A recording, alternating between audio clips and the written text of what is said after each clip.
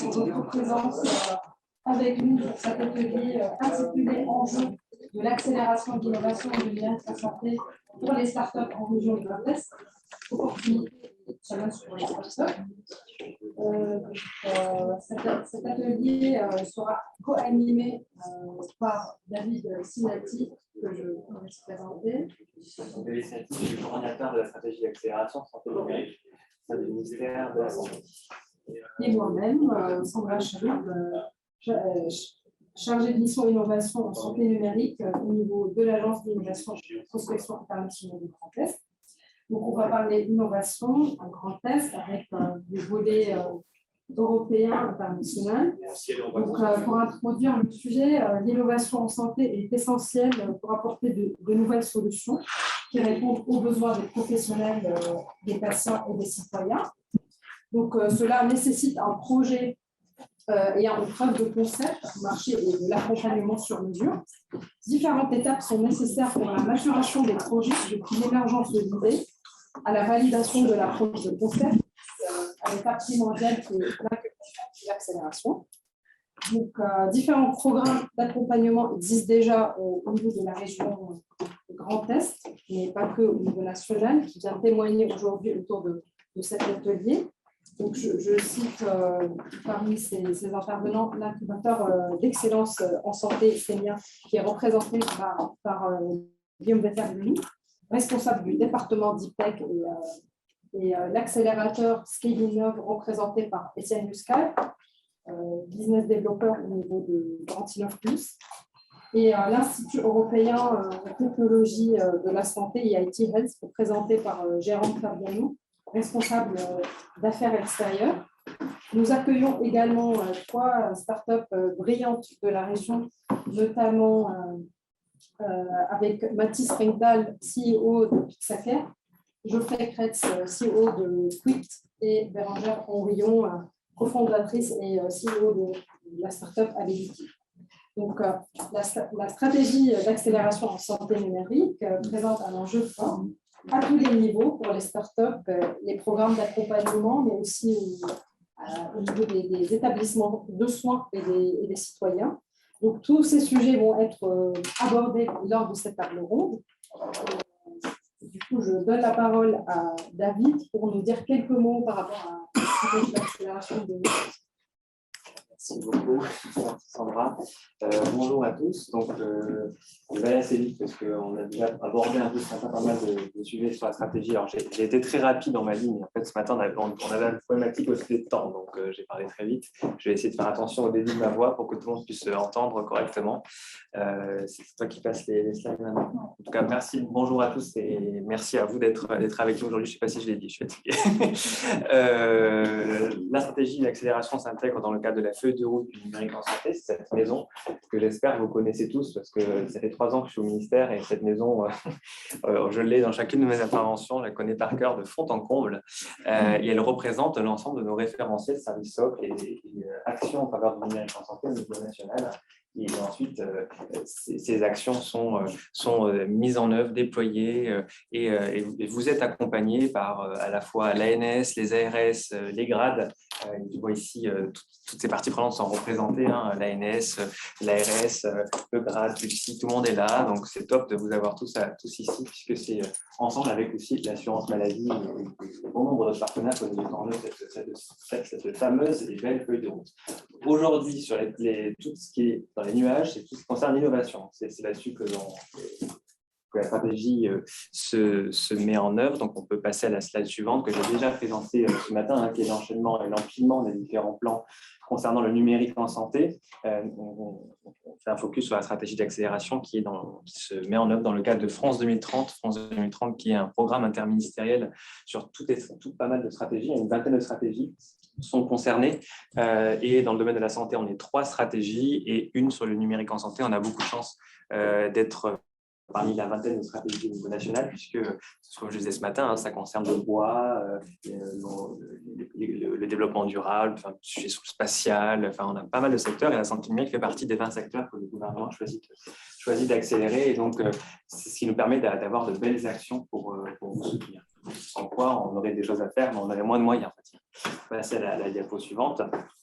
La stratégie d'accélération a été annoncée et lancée le 18 octobre par les ministres concernés. Elle est dotée de 670 millions d'euros et elle est ventilée selon 5 axes. Le premier axe en dessous, c'est le fondement, c'est la formation. On en parle souvent, on va peut-être moins en parler aujourd'hui, mais c'est un très gros enjeu à la fois pour identifier des compétences qui vont rejoindre vos entreprises, notamment des compétences réglementaires dont vous manquez cruellement pour ceux qui développent des dispositifs médico-numériques. Quand il s'agit de faire un dossier de marquage ou quand il s'agit de déployer une stratégie d'accès au marché, c'est des profils qui sont aujourd'hui fortement en tension. Ingénieurs, spécialistes de la réglementation, juristes, ce sont des profils que l'on va pousser. On va créer davantage de formations sur ces thématiques. On va avoir plus de 400 pharmaciens à affaires réglementaires supplémentaires, 200 juristes en santé numérique supplémentaires, 2000 ingénieurs spécialisés en santé numérique supplémentaires sur les 5 prochaines années, pendant 4 ans. C'est un an est passé.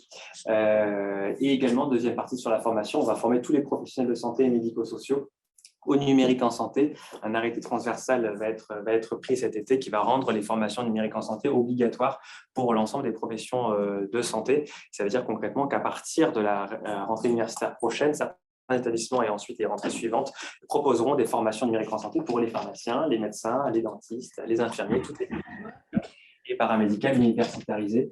On a 71 millions d'euros sur cette action-là et donc ça va représenter les formations pour les professionnels de santé, 28 heures en formation initiale, c'est un début. On travaille aussi sur la formation continue pour les professionnels de santé afin de pouvoir également former le stock de professionnels déjà en exercice qui représentent aujourd'hui vos clients et que vous espérez voir davantage confiants, agiles avec ces technologies de santé. C'est important pour vous de vous rassurer sur le fait qu'on intervient aussi sur évidemment vos clients. Deuxième axe, c'est la recherche, avec un programme de recherche doté de 60 millions d'euros. Je les ai, 60 millions d'euros, et vous aussi, excusez-moi. Programme de recherche de 60 millions d'euros piloté par l'INSERM et l'INRIA, qui va être lancé dans les prochaines semaines, mais qui est moins le sujet de la table ronde. Ensuite, sujet de maturation, avec quelques actions, vous voyez, il y en a 8 sur l'aide et des appels à projets qu'on lance et qu'on a déjà commencé à lancer, notamment Innov-IDEMO, que vous connaissez peut-être, sont des acronymes de guichet de la BPI, avec lesquels j'espère que vous êtes familiers ou en tout cas vous connaissez, si ce n'est pas le cas, les acteurs en région vous accompagnent dans les dépôts de ces dossiers.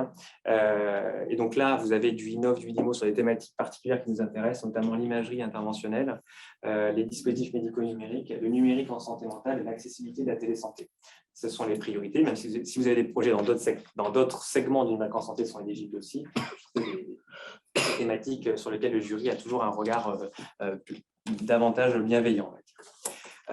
Ensuite, la maturation des projets d'expérimentation, d'évaluation, avec notamment 2 actions assez emblématiques dont vous avez peut-être entendu parler. L'appel à projet évaluation clinique, qui vise à cofinancer les évaluations cliniques de vos dispositifs médico-numériques jusqu'à 60%. La relève de cette année a été clôturée, le jury est passé et les projets vont être contactés au fil de l'eau pour les résultats, ceux qui ont candidaté. On a 100 millions d'euros sur 5 ans sur cet appel à projet, c'est 20 millions par an. C'est assez inédit, c'est la première fois qu'on finance de manière aussi claire les essais cliniques et on sait que c'est une épreuve l'EDM numérique qui arrive à cette étape-là. Il faut des fonds importants pour mener ces essais. Donc là, on vous les cofinance.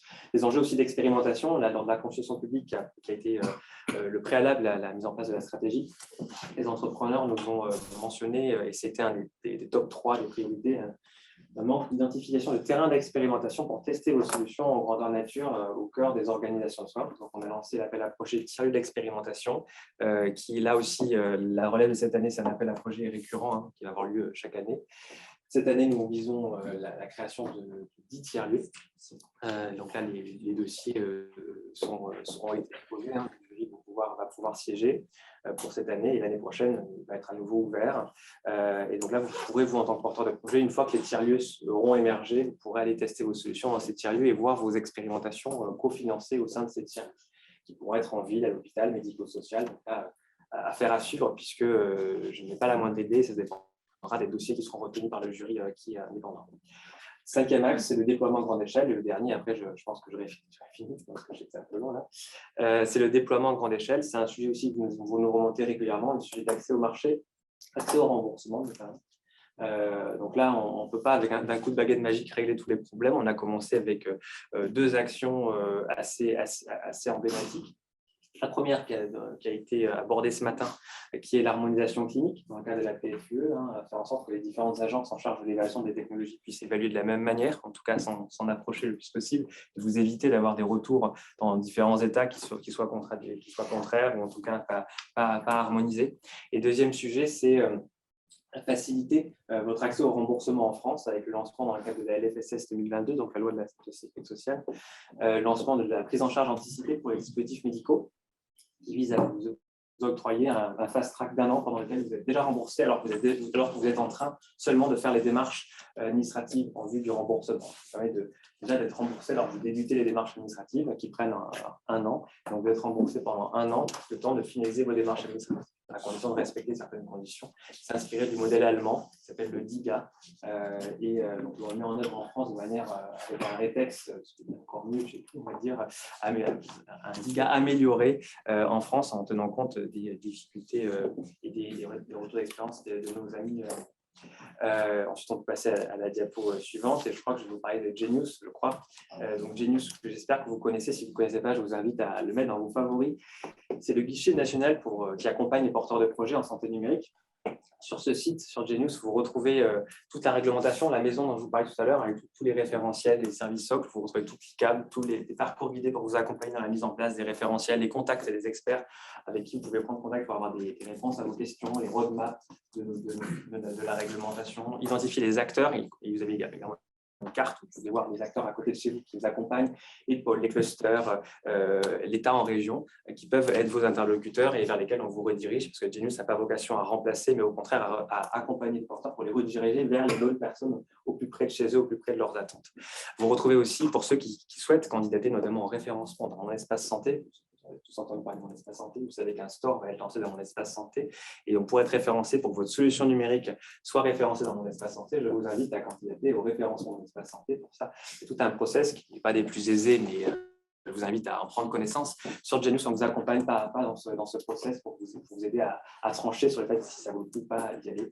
Ça vaut le coup, mais à vous d'expérimenter. Vous pouvez nous suivre sur LinkedIn, à vous abonner au podcast, à suivre nos actions.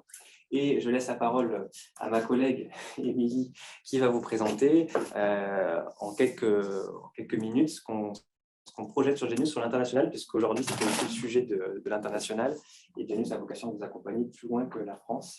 Je t'en prie, Émilie. Bonjour à tous, moi je m'appelle Émilie Carrier-Manel, je suis stagiaire au ministère de la Santé dans la délégation numérique en santé. Et donc le projet pour lequel je travaille en ce moment, du coup, c'est de mettre en place dans la continuité de Genius une partie internationale où le but, du coup, ce serait de mettre en ligne quelques fiches qui présenteraient, du coup, l'accès au marché et les écosystèmes un peu dans tous les pays européens. Donc là, on va commencer doucement avec, du coup, 6 pays avec lesquels on travaille. Donc, on a l'Allemagne, on a le Danemark, la Finlande, la Suède, l'Espagne et le Portugal à ce stade. Donc voilà, c'était juste pour vous mettre au courant un petit peu des derniers. Et Émilie parle de sa part au conditionnel, mais vous savez, dans les prochaines semaines, donc il n'y a pas de conditionnel.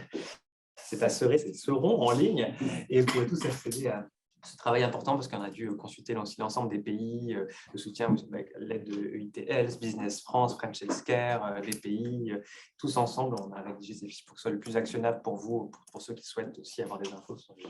Merci beaucoup pour tout ce travail. Je passe à la suite. Okay, donc, du national, on va passer au régional. Et du coup, au niveau de l'écosystème en Grand Est, on a un programme où plusieurs structures qui accompagnent les startups qui sont déjà innovants en santé et en santé numérique. Et parmi ces structures d'accompagnement, l'incubateur SEMIA qui a accompagné à ce jour 240 projets, parmi lesquels 25% de projets en santé, biotech, medtech et santé.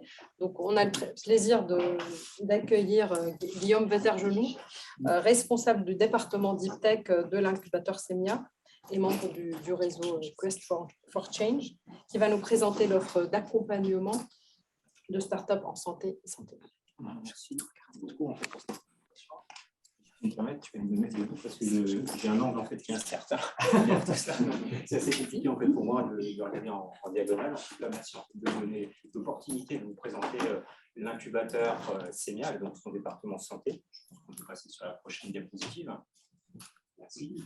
Donc, Sémial fait partie, comme tu l'as dit, en fait, Sandra, du réseau d'incubateurs Westfield Change. Il s'agit de 5 incubateurs qui sont localisés dans la région Grand Est, donc à Strasbourg, avec une antenne à Mulhouse, donc très proche en fait de la région de Bâle. Je reviendrai là-dessus un petit peu plus tard. Épinal, Metz, Reims et encore Charleville-Mézières. Nous sommes des incubateurs publics, nous sommes financés par la région Grand Est, le ministère de la Recherche, le FEDER au niveau européen, et puis dépendant de la localisation des incubateurs par les métropoles où ils sont localisés. Nous sommes également, et c'est important, non-profit, c'est caché ici, mais c'est très important en tout cas pour les startups, puisque nous ne touchons pas au capital en fait, de nos startups. On ne propose pas d'avance remboursable, on ne propose pas d'emprunt. Finalement, en fait, on n'est pas intéressé financièrement en fait, dans le suivi de nos startups. On a été créé en 1999, il s'agit d'un incubateur dit Allègre, qui a pour mission de valoriser la recherche publique par la création de startups. On a une reconnaissance régionale puisqu'on est labellisé incubateur d'excellence, ce qui nous permet de prescrire une subvention initiale en création de 30 000 €. Reconnaissance au niveau national en 2019 avec le consortium French Tech Seed, dont fait partie en fait SAT Connectus, non c'est pas grave, SAT Connectus, BioVallée France ou encore l'IHU, et ce qui nous permet en fait de prescrire des obligations convertibles à hauteur de 250 jusqu'à 500 000 €. Enfin, dernière reconnaissance au niveau national, nous sommes lauréats de la première vague en fait, de l'appel à projet SIA, et les premiers et les seuls en fait, dans le domaine de la santé. L'idée derrière tout ça, c'est de faire une accélération par des masterclass, une accélération à l'international, je reviendrai sur cette notion un petit peu plus tard, mais aussi de renforcer les équipes. Prochaine diapositive. Donc, Westfield Change, donc l'ensemble de ces incubateurs, dont effectivement 25% sont dans la santé, c'est quoi? C'est 240 projets qui sont actuellement réellement en fait, accompagnés au quotidien. C'est 100 startups par an en fait, qui sont finalement accompagnés et qui candidatent chaque année en fait, chez Sémial. C'est à peu près 80% en fait, du DIFO en fait, des startups dans la région Grand Est. 25% sont dans la santé, je reviendrai là-dessus plus tard, 15% dans l'industrie, et 60% dans le digital. Donc, on est des incubateurs qui sont généralistes dans l'ensemble. Ces 240 projets, ça représente 1200 entrepreneurs et salariés, c'est quand même une très belle ETI. 105 millions d'euros de levée de fonds l'année dernière, ce qui induit en fait 250 millions d'euros en fait, de valorisation cumulée, basée en fait sur des deals, sur des estimations. Et nous sommes très fiers en fait, de présenter un taux de survie à 5 ans de nos startups de 75%. Prochaine diapositive, s'il vous plaît.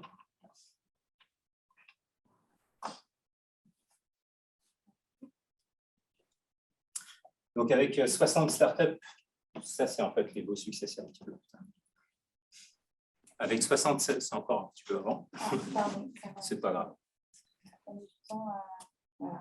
Voilà. Donc, avec 60 startups en santé et puis 70 en fin d'année, on est le premier incubateur santé de France. On adresse 3 verticales, la biotech, la santé digitale et la medtech, avec une particularité, c'est que 45% et 50% en fin d'année sont en fait des startups qui sont exogènes à la région Grand Est. Ils sont exogènes parce qu'ils viennent de l'international, ils viennent des États-Unis, de Palo Alto avec RPS.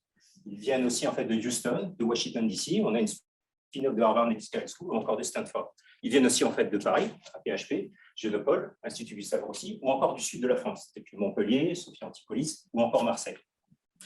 La plupart en fait, des startups qui viennent chez nous, quel est finalement son niveau de maturité à celles qui candidatent? Eh bien, ça va de la sortie de la maturation CNRS, INSERM ou encore SAT, jusqu'à, et c'est de plus en plus le cas, en tout cas pour nous, des startups qui ont déjà fait leur premier tour d'amorçage et qui font les séries A et les séries B avec nous. Il y a aussi en fait, des spin-offs en fait, de grands groupes tels que Arcos ou encore Biocinex. Quantité n'exclut pas qualité. 18 de nos startups qui sont actuellement en fait, incubées chez nous sont lauréats en fait, du concours national AELAB. On n'est pas loin de Innov, on n'est pas loin en fait, aussi de IDEMOS, c'est la première marche. On parle quand même de 15% en fait, finalement, en fait, de taux de réussite. On a d'ailleurs en fait, 4 grands prix, on a 5 Innov qui viennent d'évoquer à l'instant. Et au niveau international, au niveau européen, on a 2 EIC accélérateurs. On parle quand même en fait, là en fait, d'une subvention très difficile à accéder puisqu'il s'agit en fait, de 6% de taux de réussite. Et enfin, 11 de nos startups sont lauréats du top 100 challenge au niveau national. Prochaine diapositive, s'il vous plaît. Voici en fait quelques-unes des belles histoires en fait, que l'on inclut actuellement chez Senia. Alors, bien sûr, je ne vais pas parler de biotech avec Corbia Genesis qui a réalisé une levée de fonds de 10 millions d'euros en, fait, en début d'année. Je vais parler plutôt de Pixaker. Je pense que Mathis en parlera un petit peu plus un tout petit peu après. On a aussi HypnoVR, en fait, de l'hypnose médicale par la réalité virtuelle, ou encore RDS, en fait, qui a été en fait présenté ce matin par le professeur Jacques Maresco. Enfin, on parle souvent en fait de levée de fonds, mais chez nous, on a eu 2 exits en fait depuis le début d'année, sur des sociétés qui ont 3-4 années, et notamment celle de Nanocinex qui a été acquise en fait en début d'année pour 11 millions en fait par Caligène. Prochaine diapositive, s'il vous plaît. Donc, mon département, en fait, qui est Healthcare, c'est quoi? C'est le bilan en fait, qui a été présenté par le président Jean Hoffner il y a 2 semaines. C'est 60 startups en fait, actuellement incubées. C'est 10 startups en fait, qui viennent chaque année en fait, à l'incubation. Ce que je disais en fait, au préalable, on sera 70 en fin d'année. C'est 55 millions en fait, de fonds levés, donc avec les effets de non dilutifs inclus, qu'ils soient de la BPI France ou encore de la région Grand Est, sur des valorisations cumulées de 190 millions. C'est 235 en fait, employés à plein temps, dont 65 docteurs, c'est très important pour nous, 27 jeunes docteurs, 113 patents. C'est aussi en fait la création du WeClub Santé l'année dernière. C'est quoi? C'est un partenariat avec UCIT, qui est la première plateforme nationale en fait, de crowdfunding. On a levé avec eux 1,1 million d'euros en fait, l'année dernière, ce qui nous a permis en fait, de financer 5 startups. C'est une première européenne, je tiens en fait à le préciser ici, puisqu'on n'investit pas dans une startup, dans 5 startups en même temps, ce qui limite finalement aussi le risque en fait, le risque de l'investissement.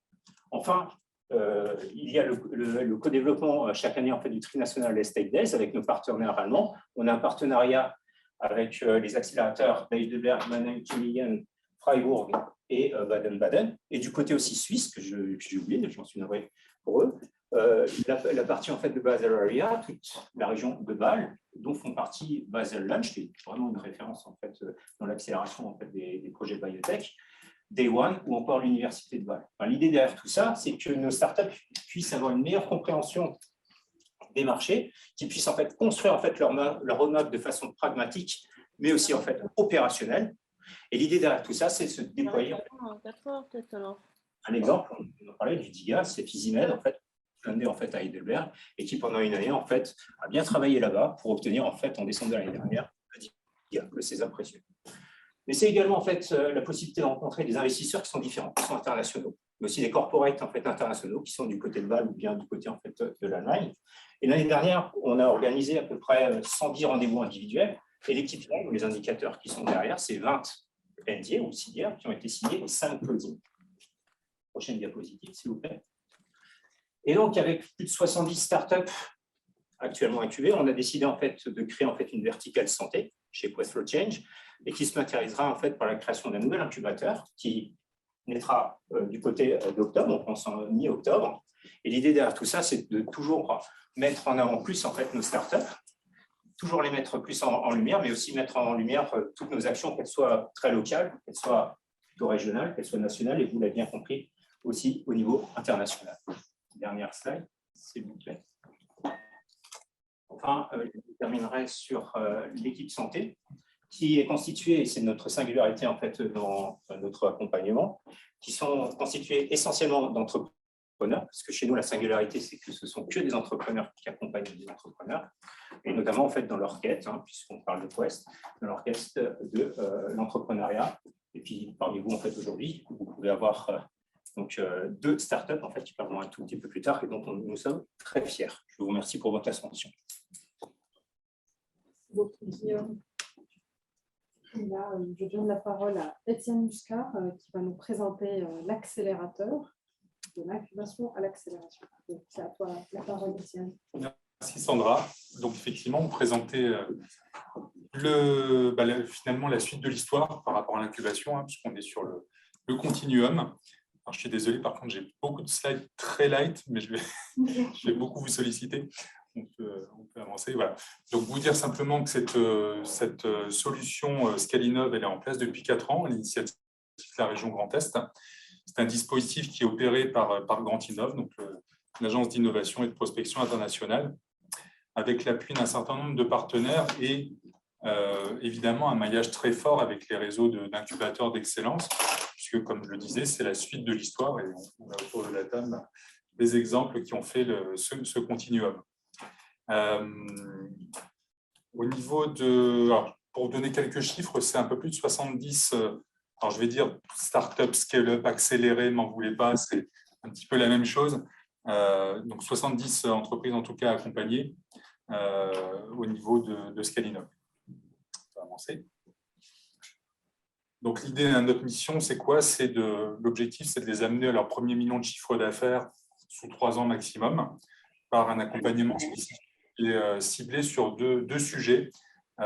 Le premier étant le go-to-market, donc comment j'arrive au marché, comment je pénètre les marchés, que ce soit national ou évidemment international et transfrontalier en priorité. Et puis le sujet de la levée de fonds, qui est évidemment un sujet important pour ce qui nous concerne. On va avancer. Vous retrouvez ici l'ensemble de l'équipe. Donc ça, c'est les salariés Grand Innov, qui sont l'équipe aux manettes de cet accélérateur, donc dirigé par Sarah Charvaux, avec comme manager Alice, Victor sur les aspects de communication, Jean-Bernard sur les thématiques plus justement d'international, et puis nos 2 leveurs de fonds, Méane et Philippe Tando de Marsac, qui œuvrent au quotidien auprès de nos accélérés. Voilà, en parallèle, on a un certain nombre de partenaires qui viennent également nous apporter leurs compétences.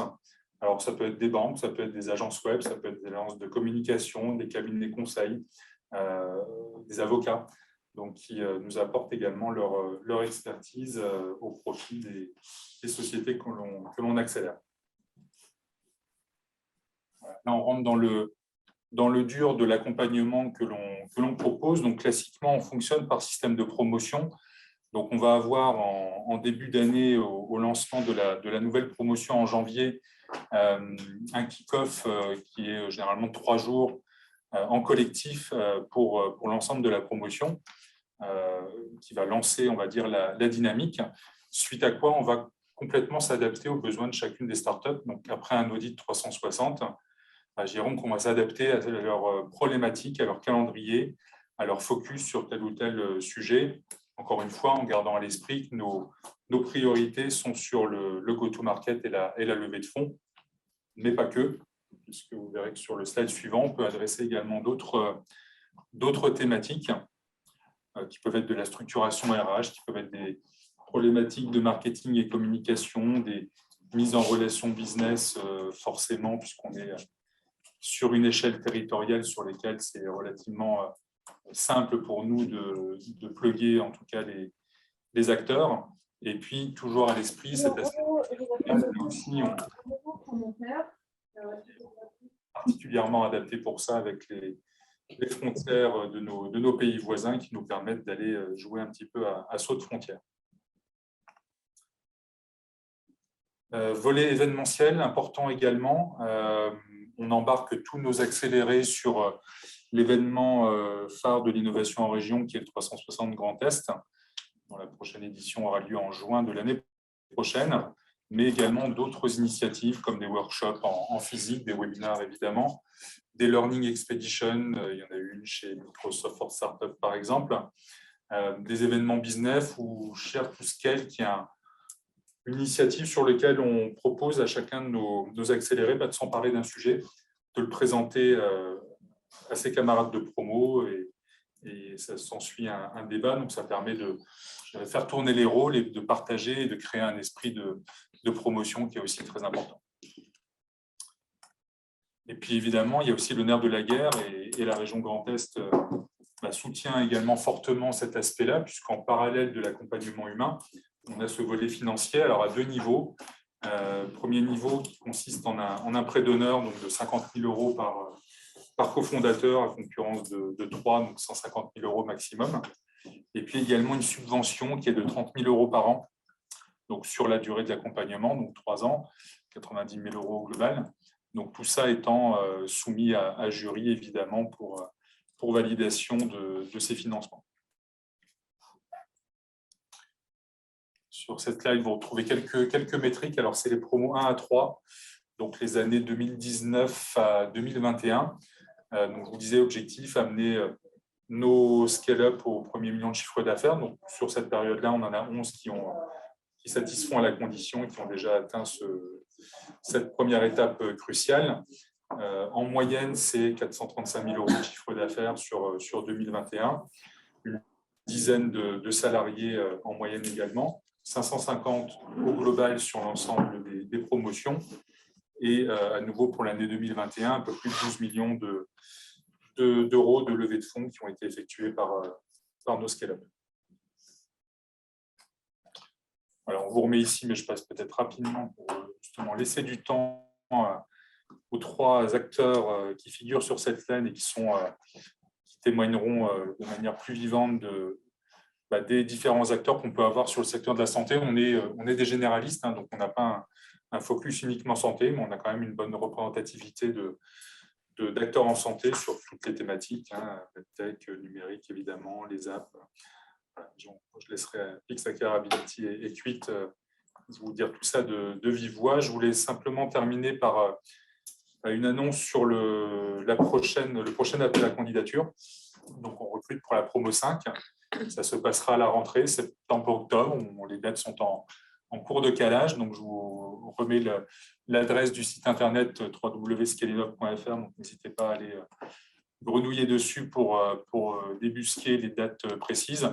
Et je vous remets également les critères généraux donc, qui vous permettent de savoir si vous êtes éligible à ce type d'offre d'accompagnement. Donc, être une start-up innovante en grand test, alors j'allais dire, mais pas que, puisqu'on a aussi cette vocation d'aller chercher quelques acteurs exogènes pour combler des trous dans la raquette ou des compétences manquantes au niveau technologique dans la région. Donc, on ne se refuse pas du tout à faire ce qu'on appelle du fast-track, bien au contraire.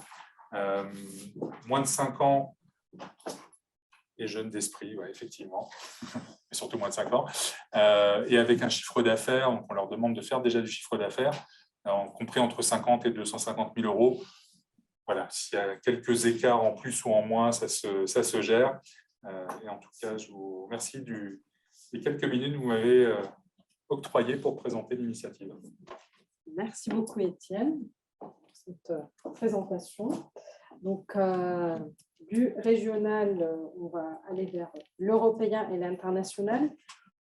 L'IIT Health dispose d'une offre d'accompagnement de projets en santé numérique. Donc, j'ai le plaisir d'accueillir Jérôme Fabiano, responsable affaires extérieures, qui va nous présenter un peu l'offre d'accompagnement pour les entreprises en santé numérique. Oui, merci pour l'invitation. Moi, je n'ai pas trouvé de slide, donc je vais essayer d'être le plus bref possible. Parce que tout simplement, IETF a à peu près plus de 70 programmes d'accompagnement ou de financement de projets, et je pense que ce serait très ennuyeux de les passer tous en revue maintenant. Ce que je voudrais simplement vous dire, c'est que IETF est une structure qui est financée par l'Union européenne, qui est une agence de l'Union européenne, et qui a un avantage assez considérable quand il s'agit de s'internationaliser, en tout cas au niveau européen, puisque en fait, c'est une structure en réseau distribuée qui bénéficie d'équipes en local. Donc, ça, vous avez une équipe dédiée en France de 20 personnes, vous avez une équipe en Espagne, vous avez une équipe en Irlande, vous avez une équipe en Scandinavie, en Allemagne, en Autriche, en Pologne, en Italie, etc. etc. Et ça, c'est un gros avantage par rapport aux autres programmes européens, parce que ça veut dire qu'on a à la fois une connaissance locale, nationale, des programmes d'accélération, incubateurs, structures académiques, partenaires industriels, etc. Et à la fois une connaissance des enjeux européens. Et ça nous permet souvent de bien cerner les besoins d'une start-up qui a envie de tenter des choses au niveau européen. Et ça nous permet évidemment de mobiliser aussi notre communauté de partenaires, puisqu'on a à peu près 250 partenaires au niveau européen avec lesquels on travaille, dont à peu près 44 universités, 44 hôpitaux. On a souvent des demandes pour travailler avec des hôpitaux, par exemple, au niveau européen. On a aussi évidemment beaucoup d'industriels, incubateurs, living labs, etc. Et s'agissant de l'offre d'accompagnement, je la résumerai en 3 points, puisque c'est les trois piliers qui constituent le socle en fait, de la philosophie d'action d'IETF. c'est l'éducation, l'innovation et l'accélération. Donc, s'agissant de l'éducation, on a aussi bien des programmes de formation de type master, formation continue, formation initiale, bootcamp, hackathon, etc., dont certains d'entre eux sont dédiés à l'entrepreneuriat. Donc ça peut s'adresser déjà aux chefs d'entreprise ou aux personnes qui souhaitent créer une entreprise. C'est ce qu'on appelle des tracks, en fait, l'éducation. Et puis, on mène aussi des actions de support au recrutement, puisque comme on finance beaucoup de programmes d'éducation, on a beaucoup d'alumni. Donc, on a une communauté d'alumni d'environ 3 000 à 4 000 personnes aujourd'hui qui est active au niveau européen. Et donc, on organise une carrière fair au moins par an pour les startups qu'on soutient et qui cherchent des compétences, des recrutements à l'échelle européenne, pas que en France. Donc ça, je vous inviterai bien volontiers à y participer puisqu'on le fait online, puisqu'il s'agit d'un événement européen et je pense que ça pourrait vous intéresser. Deuxième sujet, sur l'innovation, on est plus connu pour ça d'ailleurs, sur le financement de projets R&D collaboratifs. On a deux grands programmes, on va dire. Un qui est plutôt orienté développement de la solution à un niveau TRL 5, 6, 7, avec évidemment une dimension européenne, une collaboration européenne qui est exigée comme critère, avec des projets qui en général durent 2 ou 3 ans et tournent autour de entre 2 et 3 millions d'euros. Et puis on est en train de sortir un nouvel appel à projet qui s'appelle High Value Care et qui vise à financer des études qui vont démontrer l'impact d'une solution qui existe déjà, qui est déjà sur le marché, mais d'un point de vue payeur, soignant, patient. Et ça, c'est assez nouveau parce qu'on veut pouvoir donner la possibilité à une start-up qui s'est développée dans un pays A de pouvoir présenter des éléments d'impact clinique ou économique dans un pays B de manière assez facile. Et donc, ces études vont permettre d'avoir une approche européenne en termes d'études pour démontrer cet impact. Et ça, je pense que c'est quelque chose qui est assez différenciant. Et puis, troisièmement, sur l'accélération, on a tout un programme d'accélération qui recoupe pas mal ce que mes interlocuteurs ont dit, sauf qu'évidemment, tout se fait à l'échelle européenne. Mais on a quand même développé une compétence sur l'access to equity, puisqu'on a fédéré un réseau de business angels au niveau européen, qui s'appelle Investor Network, pour les levées de fonds early stage. Et on a lancé un programme de co-investissement avec le Fonds européen d'investissement qui s'appelle le Venture Center of Excellence, qui est doté d'une capacité d'investissement de 1,7 milliard d'euros maintenant. Et on a appelé ça le Venture Center of Excellence pour une raison simple, c'est que le FEI, comme vous le savez, c'est le Fonds européen d'investissement, c'est le bras armé de la Banque européenne d'investissement. Et c'est eux qui catalysent les investissements réalisés dans les VC funds ou les corporate funds. Donc c'est un fonds de fonds en fait, en réalité. C'est eux qui font le marché du VC en Europe. Et donc, on a sélectionné avec eux les 10 meilleurs VC funds actifs dans le domaine du life science au niveau européen pour faire partie de ce programme et pour leur proposer des startups qui veulent lever des fonds aux côtés de corporate funds, donc des fonds de type industriel. Et on pense que ça va permettre de garder ce qu'on appelle un lead investment européen, c'est-à-dire des investisseurs européens qui continueront à accompagner l'entreprise sur sa croissance dans le marché européen. Et puis, évidemment, on mène des actions aussi pour finir de type coordination européenne sur des sujets réglementaires, parce qu'on pense que c'est très important, évidemment, de créer ce fameux single market, même si on en est encore très loin dans les faits, mais il faut quand même donner une direction pour harmoniser les pratiques des agences de santé, pour donner la possibilité de faciliter en fait, l'accès à différents marchés en Europe. Genius en fait partie, évidemment, c'est une manière aussi de donner des informations. Donc, voilà, je m'arrête là. Merci beaucoup, Jérôme, pour tous ces éléments. Concernant d'autres activités au niveau de l'IT-Health. Donc là, on va passer plus vers les startups, le témoignage startup. Et je voulais commencer avec Geoffrey Kretz de la startup Quit. Donc, vous développez une application permettant d'aider à aider la client. Je vais vous présenter cette solution. Geoffrey. Chez Quit, on a une mission qui est de changer la façon dont on prévient et on traite les addictions. Et on a commencé avec la plus difficile, qui est celle au tabac et à la cigarette. Et donc ça vient j'étais fumeur et je voulais arrêter de fumer. Et du coup, j'ai fait d'abord une solution pour moi et j'ai eu la chance qu'elle plaise à beaucoup de gens. Aujourd'hui, on a réussi à traiter plus de 3 millions de personnes à travers le monde. On est le leader européen dans le domaine, certainement leader mondial, mais bon, à peu de choses près. Et on se base sur la science comportementale, cognitive et de la neuroscience.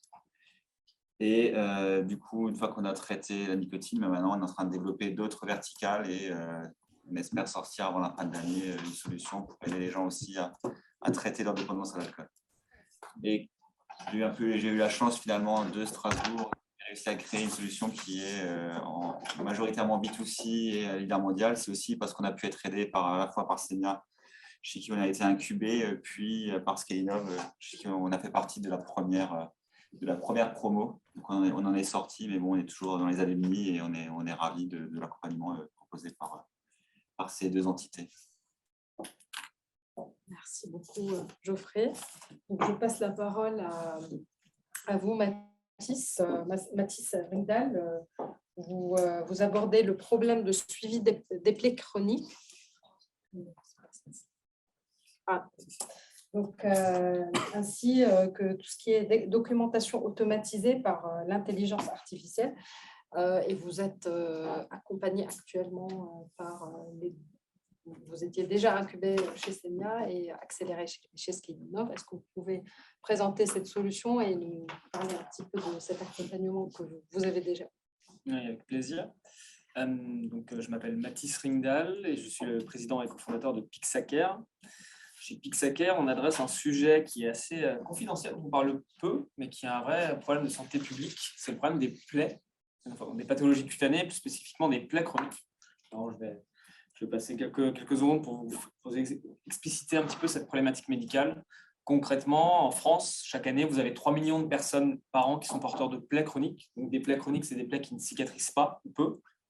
Typiquement, ce sont des escarres, des plaies du pied diabétique, des ulcères, souvent sur les personnes âgées, dans les hôpitaux, dans les EHPAD. Concrètement, ces personnes âgées, parce qu'elles sont alitées ou parce qu'elles restent vraiment pendant longtemps immobiles, vont développer des lésions. Et ces lésions sont très, très longues à cicatriser. Et les soignants qui doivent soigner ces plaies passent beaucoup de temps à se coordonner et à voir le patient régulièrement et aussi à choisir le bon traitement. Et concrètement, le fait que le mauvais pansement soit mis sur la plaie, ça résulte à des coûts additionnels très forts pour la sécurité sociale. Donc, par exemple, chaque année, ça coûte plus de 3 milliards d'euros par an à la sécurité sociale en France. Ça coûte par exemple 5,6 milliards de pounds en Grande-Bretagne. C'est plus que le cancer en Grande-Bretagne, par exemple. Et ça coûte plus de 35 milliards de dollars par an aux États-Unis. C'est une vraie problématique de santé publique. Et donc, on est parti de ce constat chez Pixacare pour développer un outil qui permet de semi-automatiser le suivi et le diagnostic de ces plaies. Donc, concrètement, c'est une application, vous prenez la photo des plaies et on vous dit qu'est-ce qui se passe, quelle est la couleur de la plaie et quel type de traitement il faut mettre. Notre produit est un dispositif médical connecté, donc, qui se base sur des algorithmes d'intelligence artificielle, et donc qui analysent l'image et qui permettent directement d'analyser la plaie et de faire des recommandations. Concrètement, la société a été créée en 2019. On est issu à la base d'un savoir-faire qui est issu des hôpitaux universitaires de Strasbourg et de la SAD Connectus. On est aussi, ensuite, on a été accompagné par Semia. J'ai rencontré Guillaume notamment il y a maintenant 4 ans. On a un hackathon santé. Donc, il nous a directement détecté. Et donc, on a été accompagné pendant toute cette phase de maturation dans l'élaboration du prototype, la mise en place des premiers tests dans les établissements. Ensuite, on a pu faire une levée de fonds de 2 millions d'euros il y a un peu moins d'1 an maintenant pour être capable justement de financer la partie marquage CE sur les algorithmes d'intelligence artificielle et aussi les déploiements dans les premiers hôpitaux. On a décidé de commercialiser une première version de l'outil plus simple, sans IA déjà, et on peut fièrement dire qu'on est présent dans plus de 15 établissements de santé prestigieux comme le CHU Lille ou le CHU de Brest par exemple, avec plus de 25 000 patients porteurs de plaies qui ont été suivis avec notre solution en France. Et ce qui nous permet maintenant d'être passé dans la phase, disons, d'accélération, où nos enjeux donc sur ce parti marquage CE et déploiement dans les autres hôpitaux, on est accompagné notamment toujours par Semia, mais aussi maintenant par Scalinov sur cette partie déploiement. Concrètement, nous, on est 15 salariés dans l'entreprise, essentiellement des ingénieurs et des professionnels de santé. Et on va pour se déployer plus largement et être capable de faire une prochaine levée de fonds. Normalement, si tout se passe bien. Et on est donc un pur produit de l'écosystème, comme Quit. Donc, on a été accompagné par les différentes structures, que ce soit les dispositifs de financement de la région Grand Est, que ce soit les les procédures d'accompagnement. On est aussi présent chez BioValais. On a aussi bénéficié de l'écosystème de IME Santé pour la partie expérimentation de notre solution. Donc, il y a plusieurs dispositifs qui sont dans la région et dont on a pu bénéficier. Et voilà, concrètement, on a beaucoup d'enjeux que vous avez adressés justement sur cette partie accès au marché, remboursement et internationalisation.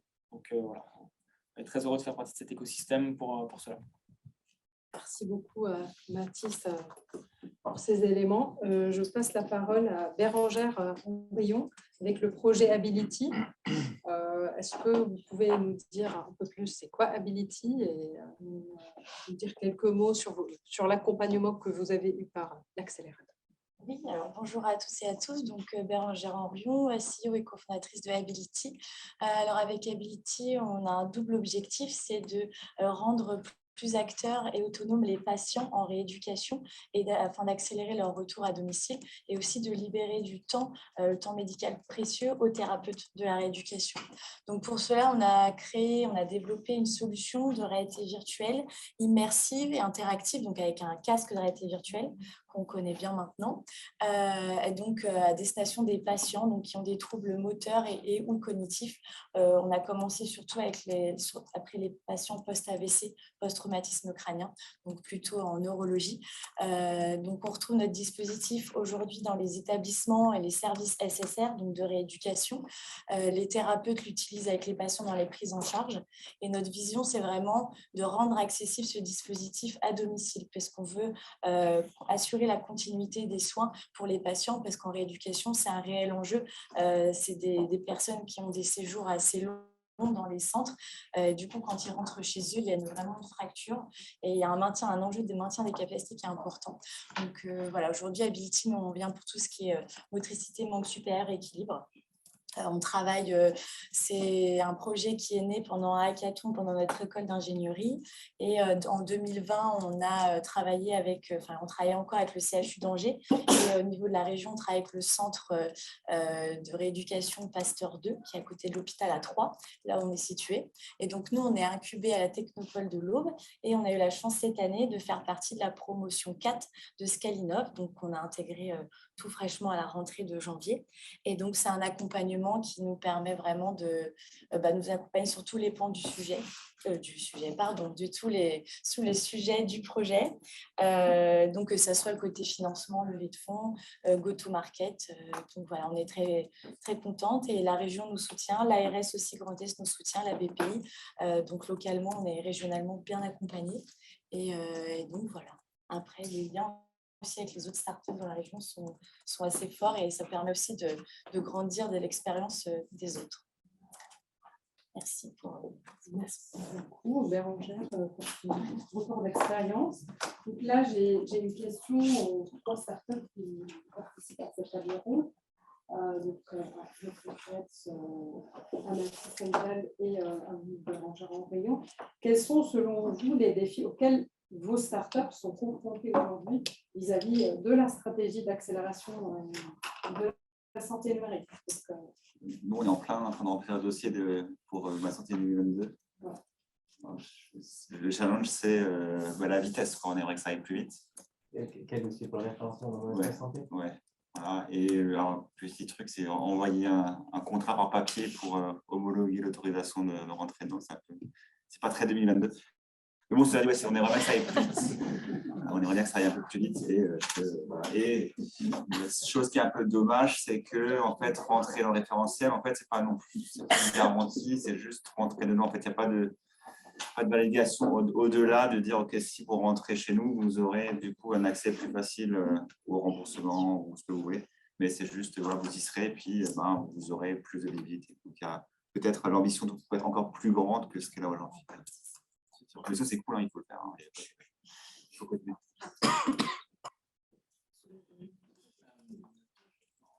En ce qui nous concerne, nous, on a une solution utilisée par les professionnels de santé. On a une solution à destination des médecins, des infirmiers, des chirurgiens. Et donc pour ce fait, nous, quand on se déploie dans un établissement de santé, on doit s'intégrer avec les différents logiciels hospitaliers. Et là, quand on parle d'intégration avec le logiciel hospitalier, et qu'on utilise le mot startup dans la même phrase, en règle générale, il y a quelques soucis. Donc, concrètement, nous, par exemple, là, on est en train de se mettre en conformité avec Pro Santé Connect. On est en train de se mettre aussi en conformité avec l'INS. Donc, on a beaucoup d'enjeux technologiques avec notre propre technologie, c'est-à-dire développer des algorithmes performants. Et en parallèle, on doit gérer donc, cette partie mise en conformité. Et il est vrai qu'on a actuellement, nous, des difficultés à bien estimer la charge technologique que représente, par exemple, l'intégration de l'INS ou l'intégration de Pro Santé Connect. Nous, on a des ingénieurs concrètement qui doivent le mettre dans leur roadmap et on ne sait pas exactement quelle est la quantité de temps que ça va nous prendre et surtout le niveau de maturité globale. C'est-à-dire que nous, par exemple, on se met en conformité Pro Santé Connect. On arrive dans un établissement de santé et ils ne savent même pas que ça existait. Et donc, on a cette difficulté à être capable de prendre en compte ces contraintes supplémentaires dans notre marché et bien évaluer leur charge et de bien les prioriser en fonction aussi de leur niveau de déploiement dans l'écosystème et donc pour nous d'un impact business concret. Est-ce que ça va vraiment être un différenciant au moment de notre accès au marché ou pas? Et donc voilà, il y a cet aspect-là. Sinon, il y a aussi nous toute la question qualité réglementaire et accès au remboursement.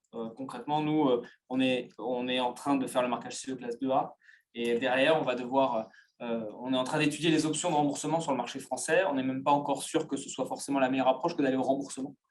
On a encore des difficultés à bien savoir, par exemple, dans quel type de modalités on pourrait être remboursé en France, sachant que, par exemple, on ne fait pas de la télésurveillance dans le programme ETAP. On n'est pas dans le programme ETAP, mais on fait de la télésurveillance. Donc ça, c'est particulier. Par exemple, on n'est pas une thérapie digitale, on n'est pas utilisé directement par les patients. Donc, il y a beaucoup de modalités comme ça où on ne sait pas exactement dans quelle forme on peut être remboursé. Et ça crée aussi de l'insécurité en termes d'accès au marché, même si ça n'est pas pour nous obligatoire pour être capable de se déployer. Alors, pour vendre à l'international, nos concurrents actuellement ne sont pas remboursés par exemple, mais ça marche. Mais voilà, c'est un aspect d'opacité pour nous. Voilà. Oui, un petit peu comme Mathis, on s'adresse aussi aux établissements de santé, aux professionnels de santé. Donc aujourd'hui, on s'est beaucoup concentré sur l'usage de la technologie avant de pousser tout ce qui est la gestion des données de santé, etc. Par contre, ça devient maintenant un sujet, c'est qu'on aimerait intégrer tout ça. Et du coup, dès qu'on parle de données de santé, on imagine qu'il y a toutes les plateformes qui existent déjà et comment on pourrait rendre tout ça interopérable. Donc ça, en fait, nous, on est qu'aux prémices, mais ça fait très peur quand même de l'extérieur. Donc c'est un petit peu à savoir vers qui on doit se tourner, vers qui on doit être accompagné, avec qui travailler. Donc, c'est vrai que la plateforme Genius nous permet de faire déjà de nous diriger, mais après, concrètement, comment ça se met en pratique parce qu'il y a déjà plein de logiciels qui existent et alors, on ne va pas tout recréer nous-mêmes, donc c'est un petit peu ça. Après, nous, comme on voudrait rendre à domicile la solution accessible, on va continuer par passer par les établissements de santé avec l'hospitalisation de jour, parce que pour le moment, ce n'est même pas envisageable pour nous, je pense, d'un dispositif comme l'arrêté virtuel qui soit remboursé par les patients directement. Donc, on a trouvé pour déjà les 2 prochaines années un projet qui, je pense, est plus réalisable avec les enveloppes qui sont accessibles aujourd'hui, mais ça reste encore assez complexe. Donc, je pense que c'est plutôt pour se projeter. On manque un peu de visibilité sur comment ça fonctionne. Nous, on est encore une jeune entreprise, donc c'est un peu ça les enjeux actuels. Je pense qu'on manque aussi peut-être d'informations, mais voilà, il y a beaucoup de choses à relier entre elles. Voilà. Merci beaucoup, Bérangère. Et tous les startups qui ont déjà abordé pas mal de sujets intéressants. Et là, ma question s'adresse à vous, Guillaume, qui est intervenu chez Jérôme Fabiano en tant qu'accompagnant des startups. À votre avis, quels sont les défis auxquels les startups, parce que vous avez déjà l'habitude d'accompagner plusieurs projets, et quels sont les défis auxquels les startups à ce jour-là ils sont confrontés et comment ils répondent à ces défis? Je ne vais pas être très original, parce que ce que je vais pointer en fait est largement relié au niveau national ou international. Il y a différents éléments, bien évidemment. Je n'ai que 2 minutes de ma compréhension, mais je pourrais en fait m'étayer un petit peu plus, bien évidemment. En revanche, chez nous, en fait, chez Semia, avec un petit peu notre ADN entrepreneurial, on a plutôt mission et vocation en fait à apporter quelques premiers éléments de réponse. Alors, je vais commencer par le financement, notamment le financement en amorçage, puisque je suis dans un incubateur. C'est une période quand même où il y a énormément de risques et malheureusement, il y a peu d'investisseurs, quelle que soit en fait leur taille, en fait, qui sont capables en fait d'abonder. Malgré, bien évidemment, cette grande chance qu'on a au niveau national d'avoir un outillage en fait massif, même nucléaire en fait, de la BBI France, qui est capable de faire des effets leviers à plus de 3 ou 4 fois. Effectivement, la partie financière, comment on essaie de l'adresser à notre niveau, je l'ai un petit peu évoqué avant, hein, sur 5 lignes, c'est-à-dire en fait sur 5 investissements. On a décidé avec WICID en fait, de lever 1,1 million d'euros et de financer 5 startups. C'est que 5. J'en reçois 10 par année, j'en ai 60 dans le portefeuille. Ce n'est pas suffisant. Donc, il y a d'autres éléments de réponse, si je vous regarde. Et effectivement, avoir des fonds d'amorçage un petit peu moins intéressés sur les TRI, ce serait intéressant, en tout cas dans les premières phases. Nos FNA, en fait, au niveau régional, ils font 5 à 6 lignes en fait, par année. Donc, au maximum, on va en avoir 8. Ils sont généralistes. On n'est toujours pas en fait, dans la santé. Nos business angels locaux, ils en font 4-5. Ils sont aussi généralistes. On ne s'y retrouve pas trop. Donc, l'idée derrière tout ça, c'est ce que j'adresse en fait, c'est un message à l'État. Ce serait important. Et il n'y a pas que moi, au niveau de la région Grand Est, mais c'est plutôt même au niveau international. Je vais revenir en fait dessus un petit peu plus tard, ou peut-être des fonds d'amorçage avec tous ces beaux projets en fait qui émergent, parce qu'ils sont de qualité. Il faudrait peut-être apporter un petit peu plus d'amorçage, apporter bien sûr de la qualité. C'est peut-être aussi à nous d'être tiers de confiance au niveau de l'écosystème, pas au niveau en fait de l'incubateur, justement pour permettre d'aller chercher ces 100, 200, 300 kg euros. Exemple concret, Sparta Medical, puisque je peux le discloser, puisque c'est présent dans la presse, avec 500 kg euros de WICID, ils sont allés chercher 2,4 millions d'euros avec French Exit, 500 kg euros, avec l'aide au développement d'IPEC, donc 1 million d'euros, et puis bien sûr le prêt d'amorçage et quelques apports de la région Grand Est. Donc oui, c'est faisable, avec 500 kg euros, on est capable de le faire. Ensuite, de notre côté, oui, on va lever des fonds, peut-être autrement, c'est ce qu'on essaye de faire, on se donnera rendez-vous peut-être l'année prochaine si on arrive à le faire. L'idée derrière tout ça, c'est aussi d'attirer des fonds d'investissement qui sont trop facilement cantonnés à leur capital. Moi, en tant que Strasbourgeois, ou mes confrères en fait, du côté en fait, de Heidelberg, pourtant c'est une belle place quand même, en fait, dans la médecine ou encore Basel, on a du mal à les attirer. Alors qu'est-ce qu'on fait? On va proposer en fait de chasser ensemble, on dit chasser en meute, de mettre dans les 70 à 80 meilleures en fait, startups présentes sur le tri national, ça c'est important. On a présélectionné sur à peu près 150 et de les proposer pour attirer ces fonds d'investissement. Donc, on fait ça sur le Trade National Tech Days. Des choses aussi peut-être originales qui existent aussi dans d'autres structures, je ne suis pas innovant là-dessus, c'est d'avoir en fait une plateforme digitale en fait, qui ne nous permette pas sur un événement, mais on va dire chaque semaine de faire des revues de projets qui sont un petit peu plus réguliers. Ça marche plutôt pas mal, mais ce n'est pas suffisant. Après, je vais aller sur l'aspect RH, le recrutement, on l'aborde peu souvent, mais là on est dans la santé digitale, c'est compliqué. Au jour d'aujourd'hui, c'est compliqué de recruter, d'attirer. Petit élément à notre niveau, on a fait un contrat avec Welcome to the Jungle pour avoir leur job board et la possibilité de diffuser au niveau régional et même international et au niveau des instituts, en fait, l'ensemble des profils de recherche. Donc ça, c'est tout petits éléments de réponse, mais il faudrait peut-être catalyser ça, peut-être avec le ITX, je m'adresse à vous, au niveau international. Je pense qu'il y a pas mal de choses en fait, à faire autour de la table.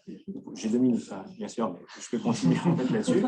Market Access, je pourrais en parler des heures, mais on l'a fait, parce que la question de Mathis est légitime.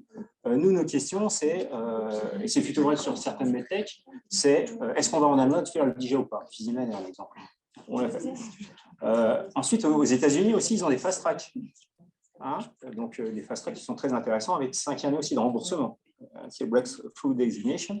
Donc, ça, c'est aussi très important. C'est aussi un message. C'est très bien, on a un an, mais il faut en faire sur un certain nombre de tickets. Bien évidemment, c'est sans vaut la peine. Market Access, roadmap en fait, structurel et bien évidemment, derrière l'accès en fait, aux cliniques. Ça, en fait, notamment avec les UGAP et d'autres, mais il faudra aller encore plus vite et encore plus loin pour convaincre en fait pas seulement le praticien, mais aussi le pharmacien, qui est une pièce essentielle, puis aussi en fait son directeur. Il y a quand même un certain nombre de personnes en fait qui sont présentes en fait,